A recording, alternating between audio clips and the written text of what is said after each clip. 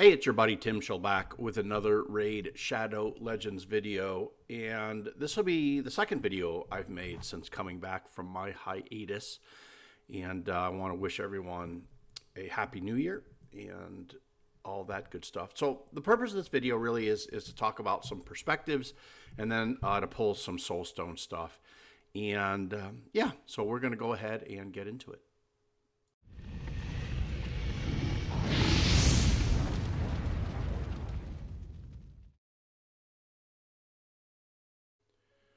All right, so I hope everyone's doing well. We are having quite the deluge here in Southern California, but we need it. We were in a drought, but that won't mean we won't be in a drought again in August.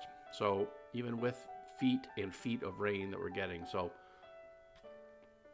it's kind of a nice day to make a video. It's cold and rainy, and having a coffee and making a video is a good thing. So let's talk about the state of the game, where we're at, and let me offer you my perspective on possible things that may or may not make you feel better about the game. But we all know Raid is going to do Raid stuff, and you can have one or two perspectives. So we are in the midst of a new event, this Titan event, which lasts, 13 weeks or something, as well as this El Haynes Path, which is not geared towards my account for sure. At least in the initial steps, and this is all culminating in the new Polarium Points program, which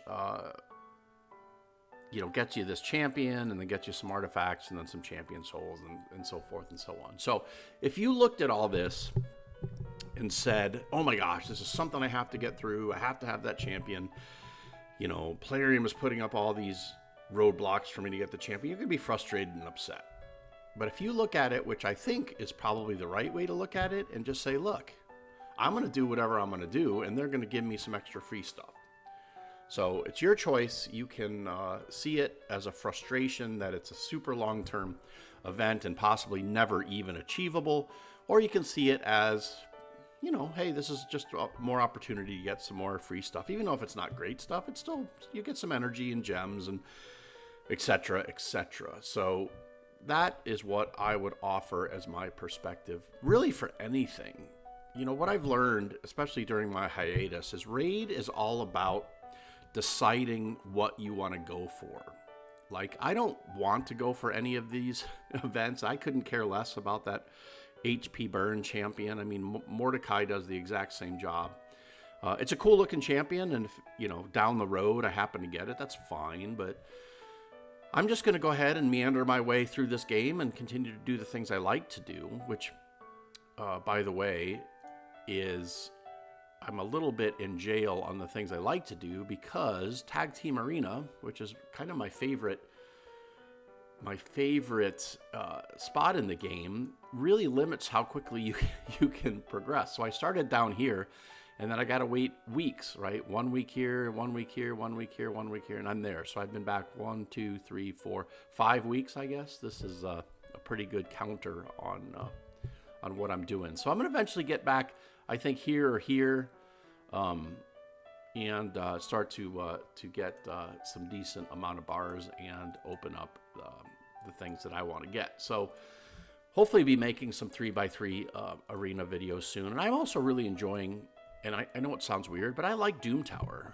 I'm always sad when I finish the hard, which I've done already, and now we're climbing through normal. But I always start with the hard, and we finish hard, and then we climb through normal.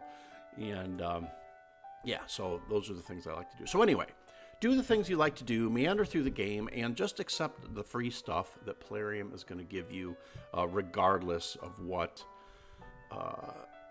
the time frame might be on those missions, etc., etc. So, and honestly, the HP burn champion, what's her name, Saoirse, isn't account changing, right? Is not account changing. So nobody needs that champion.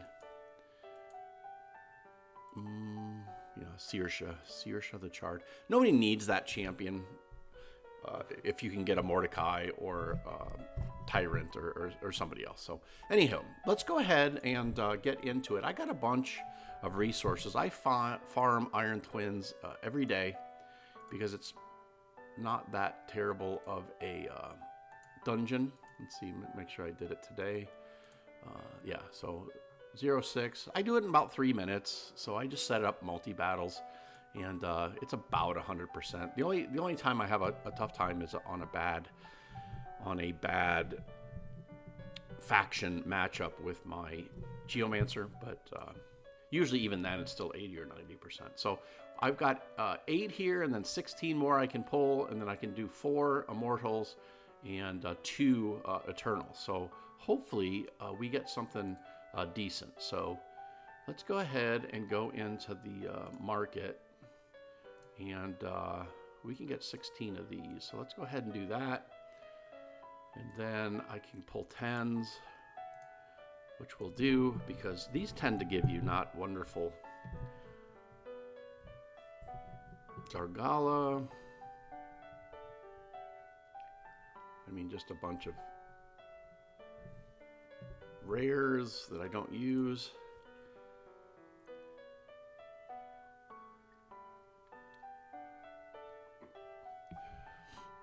Yep, nothing.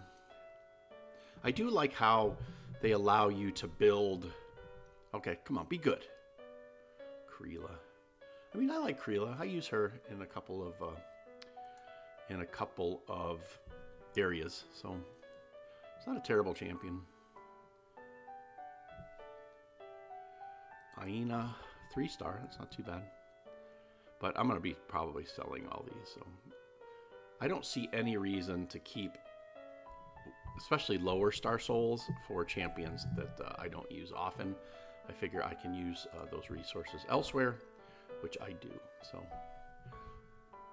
let's see what we get from all this. So I only have one 6-star Awakened Soul, which is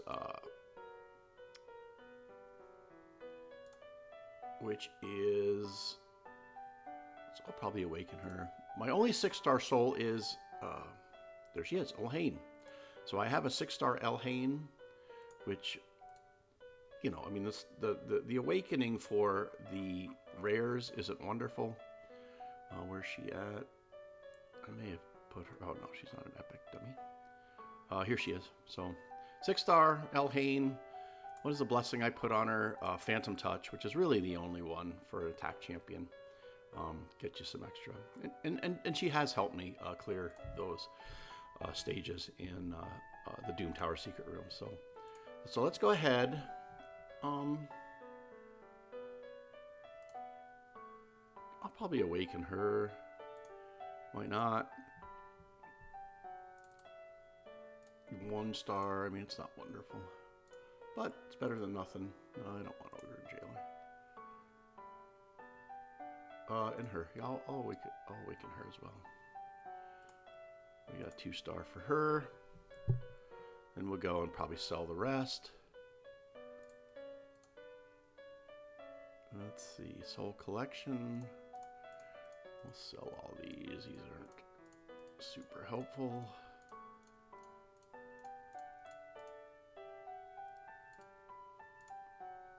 All right, so let's see what we got. Let's go to the Mystic Market. Looks like we can pick up 5 of these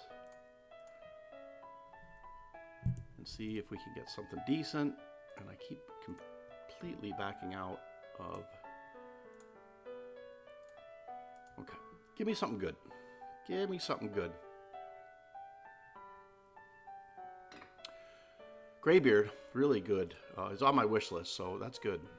He's the key to a lot of those secret rooms. So Lua, I like Lua as well, so that's not a bad one.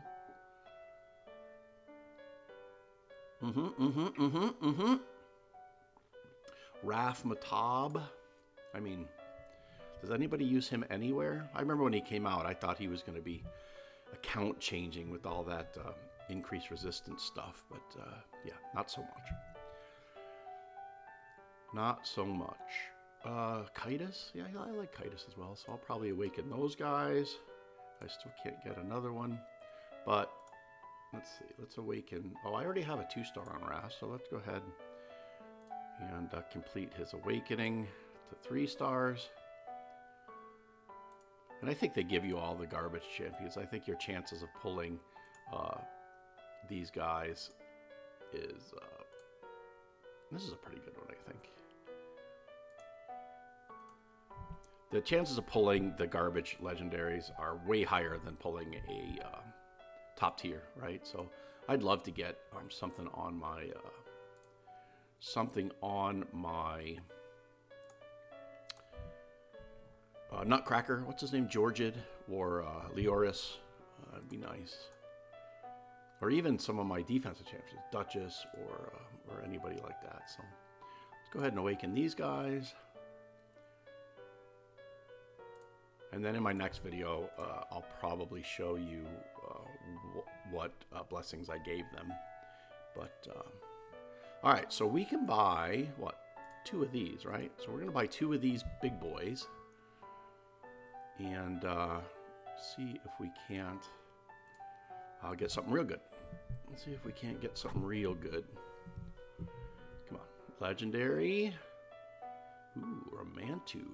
5-star Romantu. That's super nice. Okay, let's do one more. And I think Romantu will be pretty good with a blessing too. Another legendary. Come on, 6-star Harima. 5-star Harima. I don't have a Harima, but I will save up because I see her a lot. So let's go ahead and awaken. We don't want to awaken him. Let's go ahead and awaken Romantu and get him 5-starred. I only use him on one. I only use him on one team, on one arena team, because obviously I love his.